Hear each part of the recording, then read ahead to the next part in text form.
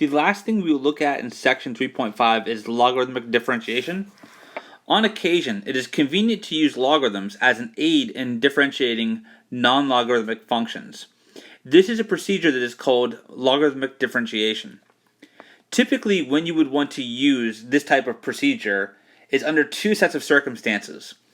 If you have, let's suppose, a function, let's say y equals, that is either the product of many functions or a kind of a hideous looking quotient, or maybe a combination of a lot of products with quotients, then oftentimes it's easier to do logarithmic differentiation. So that's the first experience where we want to use this, and that's what we're going to see in example 8. So let's start by taking the algebraic step of taking the natural log of both sides. So there's no calculus yet. We want to simply rewrite this expression by taking the natural log of both sides.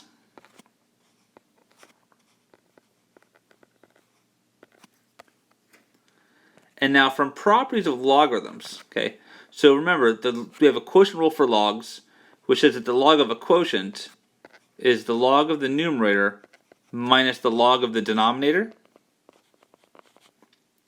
And then we can use the power rule for logarithms to bring any power inside of a logarithm out in front as a multiplication.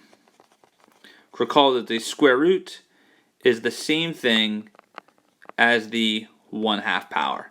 So that's the first step. Use the properties of logarithms in order to kind of rewrite it in a convenient and nice and clean way. Now that we've done this, we're going to take the derivative of both sides. So I'm going to take the derivative of the left-hand side, and just squeezing it in here, I'm also going to take the derivative of the right-hand side. The derivative of an ln is 1 over the thing on the inside. So the derivative of the ln of y is going to be 1 over y. And then from the chain rule, our implicit differentiation material, we need to multiply by the derivative of the inside function. The derivative of y is y prime. This is going to be equal to, we can now differentiate the right-hand side term by term. We have 2 times, this constant multiple rule. The derivative of the ln of x minus 2 is going to be 1 over the thing on the inside. And then from the chain rule, we need to multiply by the derivative of the inside. The derivative of x minus 2 would be 1 minus 1/2 times the derivative of the ln of x squared plus 1. It's going to be 1 over the thing on the inside. And then from the chain rule, we need to multiply by the derivative of the inside. The derivative of x squared plus 1, that is 2x. So here's what we have right now. We have 1 over y prime equals 2 times x minus 2 minus, here these 2's would cancel, we have x over x squared plus 1.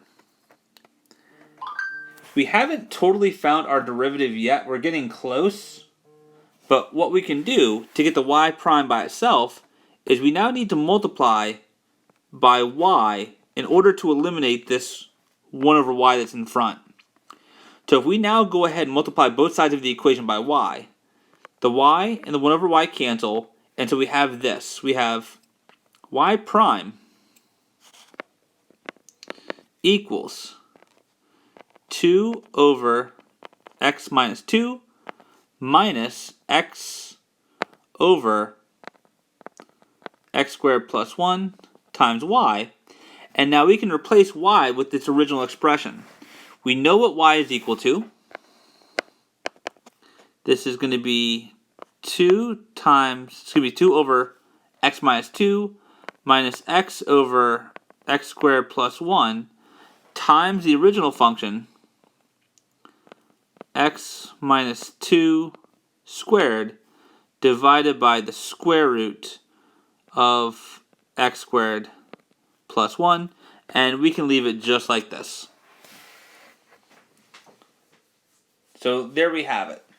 Did we have to necessarily use logarithmic differentiation? Well, the answer is no. But if you try to just do this with a straight up quotient rule, you would find out rather quickly that a lot of the derivatives and pieces are going to be pretty involved, and the algebra required to simplify it would be pretty vast. So again, by taking the log of both sides, we can use properties of logarithms to conveniently rewrite this right-hand side as a linear combination, and then we can go ahead and differentiate term by term. The other place when logarithmic differentiation comes into play is when you have a function that's raised to a functional power. Okay, so we've looked at polynomials before. Those are things of the form, x to the n, collections of terms x to the n, where the base is variable and the exponent is fixed. We've also seen exponentials where the base is fixed and the exponent varies. If we happen to come across a scenario where we have a function that's being raised to another function, we have to use logarithmic differentiation to find that derivative. So we're going to start by, again, taking the natural log of both sides. We can use properties of logarithms to bring that power down. So use the exponent rule for logs. This is going to be 2x times the ln of x. And now that we've rewritten it, let's go ahead and take the derivative with respect to x of both sides.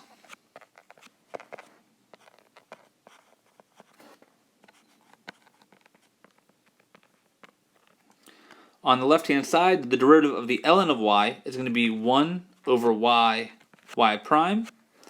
On the right-hand side, this is going to be a product rule. It's 2x times the ln of x.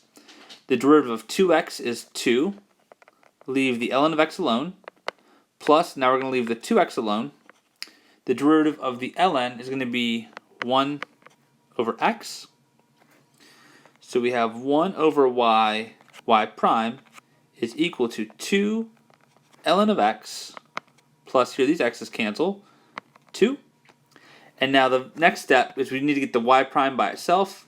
So we essentially need to remove that 1 over y. So let's multiply both sides of the equation by y. So these cancel. Y prime is equal to 2 ln of x plus 2 times y. And now simply back substitute what was y equal to. Well, y was x to the 2x power. So this is going to be 2 ln of x plus 2 times x to the 2x power. And there you have it. That would be our y prime.